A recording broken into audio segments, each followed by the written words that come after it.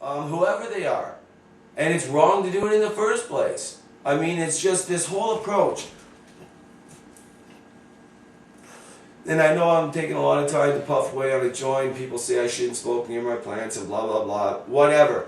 Okay? I'm here to try and educate you as best I can on what I know and what's going on. And I'm not really concerned about my plants, considering cops chopped down the ones that I was actually researching. Okay? Police officers came in my home and chopped them down. That's on there. So anyway, staying on topic here and being relatively medicated. Let's keep going. So we know that the fire chief is running on basically saying it's our electrical problems and we need to be inspected. Health Canada inspectors from day one, if you actually read the medical marijuana access regulations, it says you're subject to inspection. They knock on your door, you're subject to inspection. Okay, now again, the police officers are not allowed to come in your door for this inspection. City inspectors come in. Now why is it such an attack again on the medical marijuana user? See, this is where the city officials are coming in and they're targeting medical marijuana users. I'm wondering what happens when they realize that there's 10 ballasts hooked up, but they're growing friggin' orchids or hot peppers in their basement or some exotic friggin' herbs. I'm wondering what happens when they realize that. Do they just get up and walk back out because they're a marijuana task force? I say it should be a ballast task force or an electrical task force that actually really looks at a holistic approach to electrical consumption rather than looking at the medical cannabis user, legal or not. I still see it as an invasion of privacy. The police working with the hydro company. The hydro is supposed to be private. I believe that this, I know it's been argued in the courts. I know Mr. Conroy has done his best. And we now, that stopped the police from coming in, for instance, and seeing something they didn't like and gathering a warrant further. The fire chief in his article, I know he goes on here, and he also likes this, he also likes to get into the fact of improper chemical storage. This is what I find ironic. Chemical storage. I mean, I'm an organic grower. I can't think of too many medical users that I know because I personally work with a lot of them online. Okay, medical users I know that contact me through my YouTube site, you know, they're not asking me, hey Jason, where can I get the nearest hardcore chemical to friggin' grow my plants? You know, they're asking where to get the best organic nutrients and what the best, safest medical approach is to using cannabis. So, you know, where this chemical thing is, I'd like to know what's the name of the chemicals and based on what. Furthermore, with the study that Fraser's presented, I'd like you to show that study. Present your paperwork. Furthermore, sir, I'd hold you to open debate. I'd like to see you be held to open debate. Certainly, I may not be the person to debate you on what city legislation and bylaws are about, but I certainly know a few people who can. And I certainly know people who can challenge a study. But what you're doing in attacking the medical right to a medical user, okay, if you attempt to come after the people in Surrey, those medical users, if they so choose, can sue you in court, I believe. I am not an attorney, but I do believe that the right to autonomy under Section 7 you are just stepping on because it was a federal Supreme Court decision, not something a municipality can override. You are at the bottom of the food chain, Mr. Fire Chief, not at the top. You want to sell your story? Sell it to the Prime Minister. You know what? It probably wouldn't be too hard at this time of day.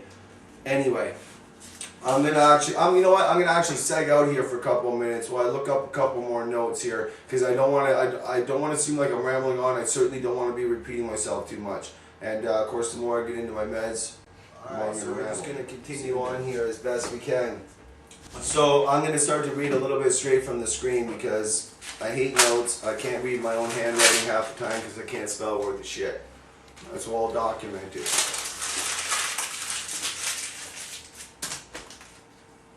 So, now they say here that the electrical inspectors have observed that there is little difference in electrical installations between legal and illegal grow operations.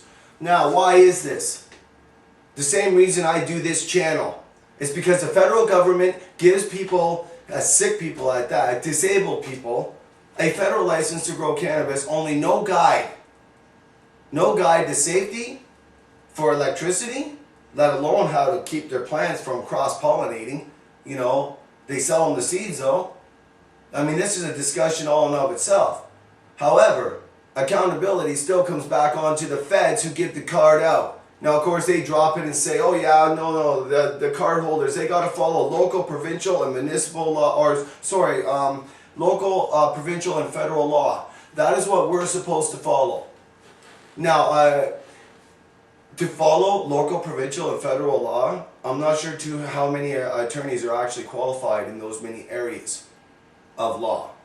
I'm not sure how that works.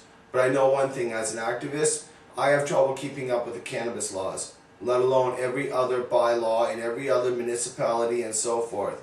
The one thing that I do know is that the Supreme Court of Canada has ruled that I have a right to autonomy to choose to grow this plant and to use this plant. And I don't see that. I know you have threatened since 2001 to take my license away. And I know that likely they'll grandfather in those who have PPLs. Now, I have warned people for 3 years. I told you people since 2004 in an article. I've also posted it last year. The federal government said they were going to phase out the DPL and PPL once they reached a reasonable supply. Now, here's where I'm going with this. The carousel case. Now, that may have just opened a can of worms. Let's just say, hypothetically, we all thought they'll change the ratio, say to 1 to 3 or maybe 1 to 5. Let's just hypothetically say they changed it. Let's say 1 to 1,000. Okay? 1 to 1,000.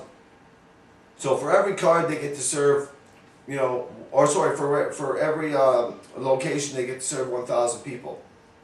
That then allows most of cannabis to move in. Or maybe 20,000 people. Or maybe 200,000 people. And with the 1.5 million estimate of Health Canada, I can see them justifying 250,000 people per license. Just like Labatt's Brewery, just like Molson Brewery. Okay, this is prohibition all over again. Now, with that carousel decision, this is what scares me about the recent privacy committee's suggestions around control. If they're talking about removing our license, well, for people like myself, I'll be fighting for a grandfather clause, which means that because I've had a license for 7 years, I'll likely have it till I die. It doesn't help you. That's the problem. I'm about helping all Canadians because equally, before and under the law, we should all have a license. And you should all have the right to make your own fundamental choice to autonomy. However, the law has been twisted and manipulated in such a way that they made an exemption to the CDSA rather than change the law. So again, I'm rambling off topic. And for you that don't, I get these comments, stay on topic, stay on topic. I can tell you right now, I'm a person that doesn't necessarily stay on topic because if you're really into the cannabis culture, there's a hell of a lot of topics to cover and it's very intertwined.